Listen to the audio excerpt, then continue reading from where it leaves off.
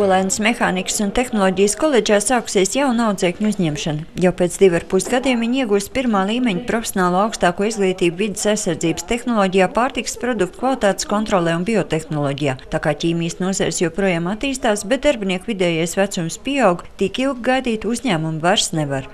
Darba spēks noveco ilgu laiku. Tas ir pēc 90.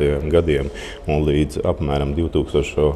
gada, kaut kā 2004. un 2003. gadam bija ļoti minimāla studentu uzņemšana šajās specialitātēs.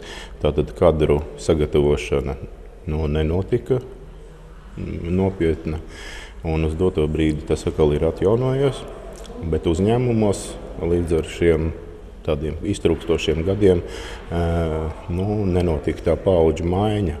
Šo problēmu vēl vairāk sāsina valdības pieņemtais lēmums par pensiju samazināšanu strādājošiem pensionāriem. Dažos ķīmijas nozares uzņēmumos no darba aizgājuši pat 5% speciālistu, tāpēc nepieciešams ātri un īsā laika periodā sagatavot nepieciešamos darbiniekus. Olainas koledža šo ieceru būtu gatava īstenot.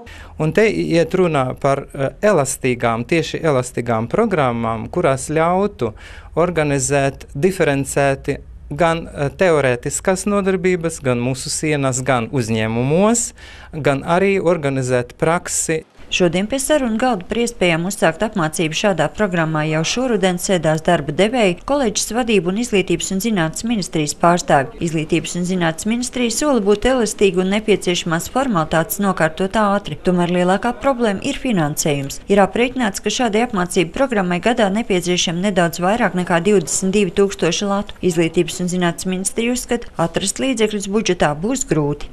Man jāsaka, par šo jautājumu es nevaru atbildēt, bet es tikai redzu to iespēju, ko es arī ieteicu jau uzņēmumu pārstāvjiem, ka vajadzētu šo pasūtījumu izteikt Nodarbinātības valsts aģentūrai, un arī tur varbūt var rast finansējumu. Paredzēts, ka apmācībām varētu pieteikties ne tikai vidusskolu absolventi, bet arī bezdarbnieki, kam tā būtu iespēja iegūt jaunu profesiju un darba vietu.